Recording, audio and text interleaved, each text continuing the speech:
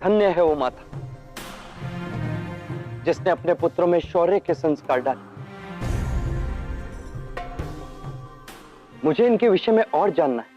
लवकुश की चर्चा का तो हमें बहाना चाहिए महाराज। आपने तो आदेश दे दिया।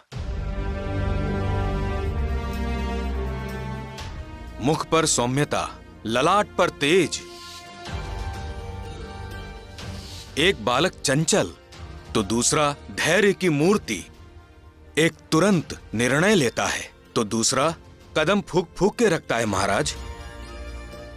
एक वज्र सा कठोर और दूसरा कोमल रूई के मनसा। एक दूसरे से बिल्कुल भिन्न पर सदा एक दूसरे के साथ। और एक बात है जो दोनों भाइयों में समान है, वो है अपनी माता के प्रति उनका अथाह प्रेम और निष्ठा। अद्भुत। जी महाराज, 14 वर्षों से लवकुश ने हमारे मनों में घर बना रखा है। 14 वर्ष। माता सीता को वन में गए हुए लगभग इतने वर्ष हो चुके हैं। 14 वर्ष, 8 माह और 4 दिन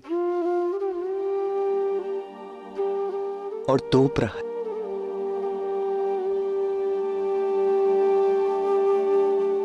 ऋषिवर्य, इनके पिता का क्या नाम है और वो क्या काम करते हैं? महाराज, उन दोनों बालकों के पिता नहीं हैं।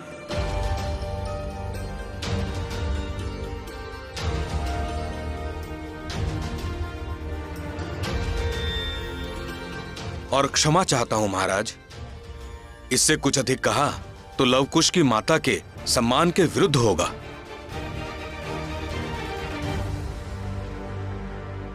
एक अंतिम प्रश्न ऋषिवर,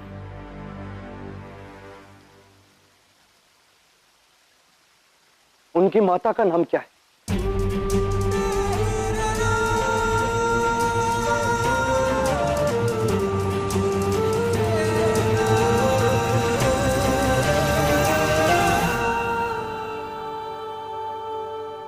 वन देवी महाराज।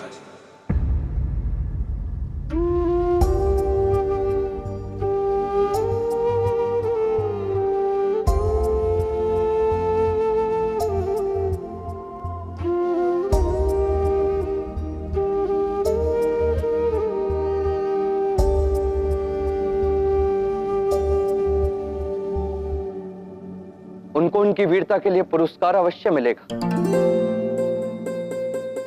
और इन आखेटकों को इनकी क्रूरता के लिए दंड।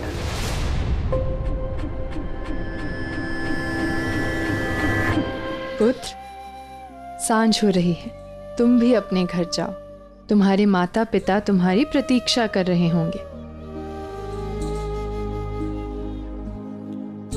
जाओ। माता पिता को तो वर्षों पूर्व ही आखेटकों ने मार दिया।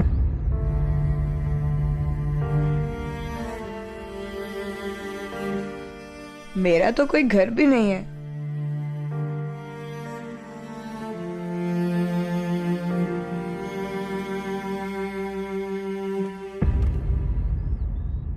माँ ने तुम्हें क्या समझाया था? आधा सत्य बोलना बुरी बात है। मैंने कौन सा सत्य छुपाया? यही कि तुम्हारा घर परिवार नहीं है। माँ ने तुम्हें पुत्र कहकर पुकारा ना।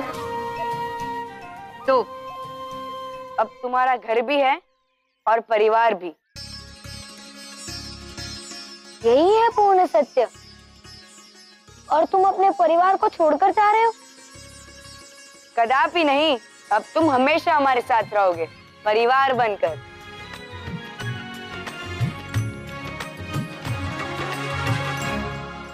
पर वानर, हम तुम्हें क्या नाम से पुकारेंगे? तुम्हारा नाम क्या है? धीरा।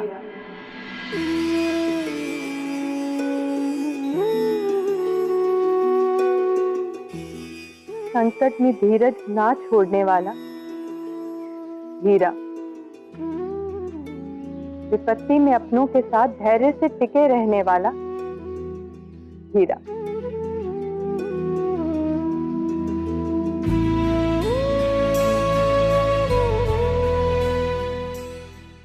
हीरा,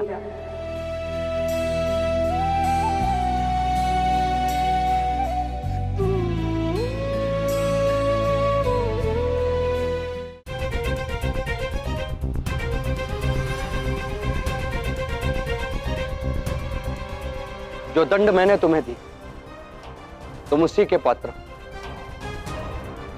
जीव जंतुओं का घर उजाड़ा तुमने, भक्षण किया उनका। अब जो दंड तुम्हें मिला है वो तुम्हें भोगना ही होगा। सेनापति लक्ष्मण, यह तुम्हारा दायित्व है कि ये लोग अपना दंड पूर्णतः भुगतें। जी महाराज। भैया आप पूछो ना माँ से। क्या? यही कि ऐसा क्या है राजा राम की न्याय में जो नहीं, यदि हम ऐसा पूछेंगे तो माँ को लगेगा कि हमको उनकी बातों पर विश्वास नहीं है। पूछो ना भैया। तो कुश, यदि मन में प्रश्न उठे तो स्वयं पूछना सीखो।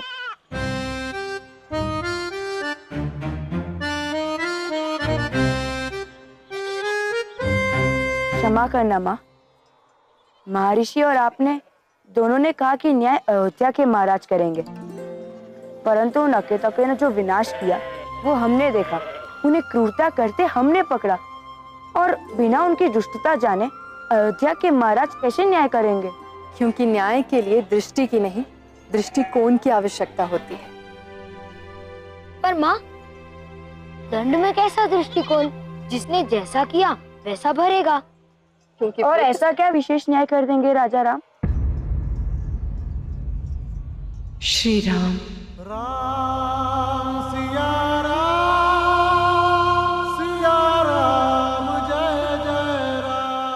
श्री राम बोलो पुत्र, आदर से लो उनका नाम।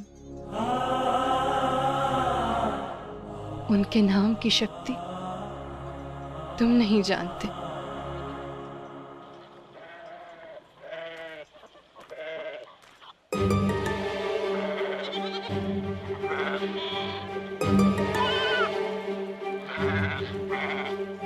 माँ, क्या शक्ति है उनके नाम में? आस्था की शक्ति।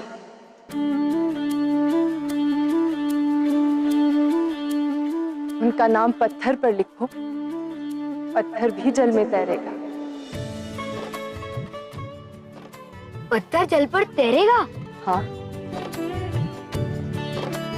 पूर्ण आस्था के साथ यदि श्री राम का नाम पत्थर पर लिखकर जल में डालोगे तो वह अवश्य तैरेगा।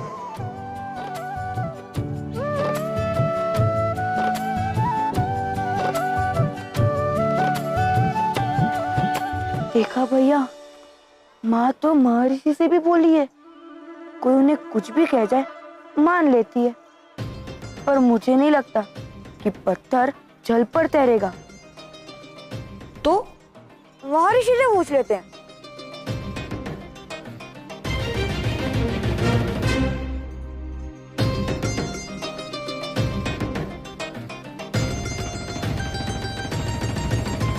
भैया, राजा राम देवतर को क्या दंड देंगे, कब देंगे, वो तो हमारे वश में नहीं, पर जो हमारे वश में है वो है ये पत्थर।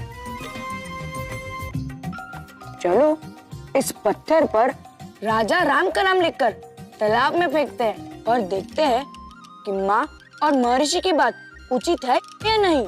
नहीं कुश, माँ की कही बात को परखना, उन पर संदेह करना होगा। ये उचित नहीं। और माँ की सीख का क्या भैया?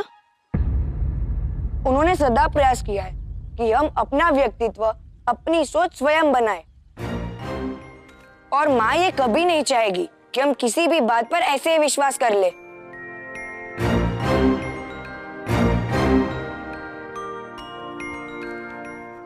ठीक है कुश, पर मैं ये कार्य माता के वचनों के परीक्षण के लिए नहीं करूंगा। मैं ये करूंगा ताकि माता की बातों पर फिर कभी संदेह न कर सको तुम। ठीक है।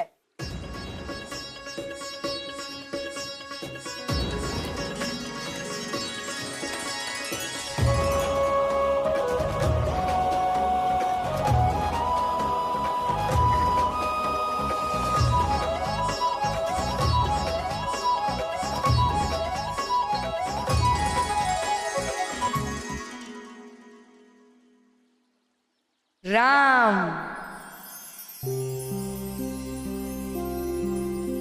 कुश, स्मरण नहीं माँ ने क्या कहा था? माँ ने कहा था ये नाम सदैव आदर से लो।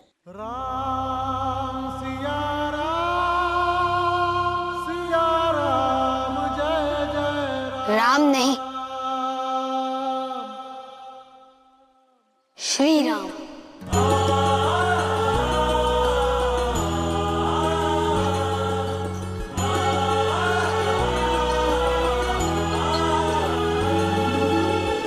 भक्ति भाव सहित जप रामा, संभव होत असंभव कामा। सिया राम जय जय राम, राम सिया राम जय जय राम। राम नाम में जो रम जाए, भव सागर से वो तर जाए। सिया राम जय जय राम।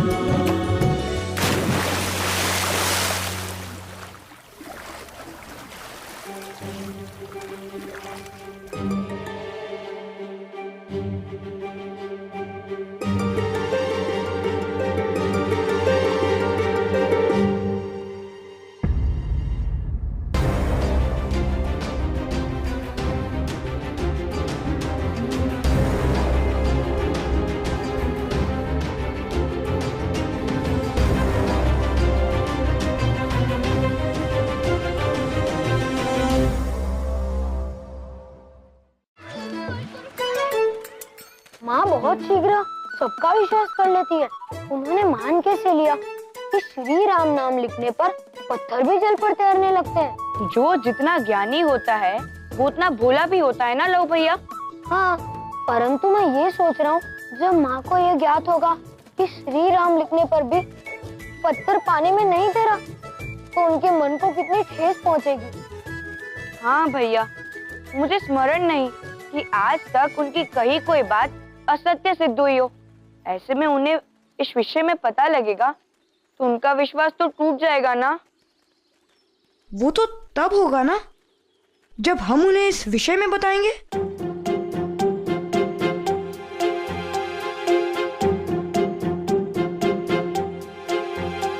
वैसे हीरा कह तो ठीक रहा है। क्या? तो क्या हम माँ से झूठ बोलने का पाप करेंगे? नहीं नहीं, झूठ बोलना पाप है पर किसी को सत्य न बताना पाप है, ऐसा किसी शास्त्र में नहीं लिखा। हम माँ से इस विषय में बात ही नहीं करेंगे। क्यों धीरा? सत्य छिपाना भी झूठ बोलने जैसा ही पाप है कुश। लो भैया, महर्षि ने एक श्लोक कहा था, सत्यम ब्रूयात् प्रियम ब्रूयात्। अर्थात सत्य कहो पर प्रिय सत्य कहो। अप्रिय लगने वाला सत्य क्यों कहना? यही धर्म है। लो भैया, छोटा सत्य बताकर माता के विश्वास को तोड़ने का महापाप तो नहीं कर सकते, है ना? यदि श्री राम पर उनकी आस्था है तो उसे भंग क्यों करना? हाँ? तो ये निश्चित रहा कि हम माँ से इस विषय में बात ही नहीं करेंगे। चलो।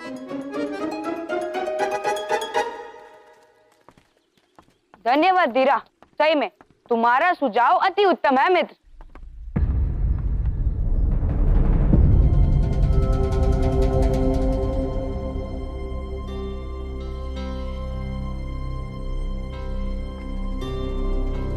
हीरा, क्या हुआ?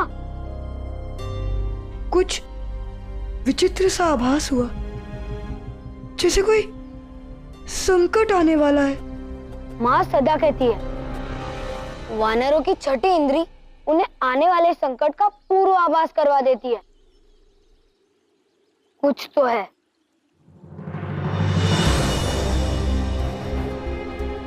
भैया, मैं तो वानर नहीं हूँ, पर संकट तो मुझे भी स्पष्ट दिख रहा है।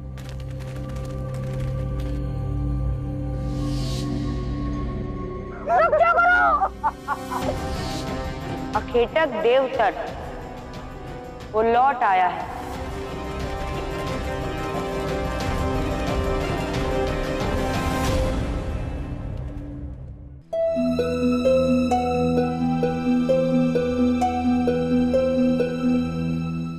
तो ये है श्री राम का न्याय। ये दंड दिया है उन्होंने इन क्रूर अपराधियों को जिन्होंने वन उजाड़ा। इन्हें कारागार में डालने के स्थान पर वन में स्वतंत्र छोड़ दिया। दंड नहीं, पुरस्कार मिला है इन्हें भैया। देखो तो, इनके पुराने शस्त्रों के स्थान पर अयोध्या के सेना के शस्त्र है।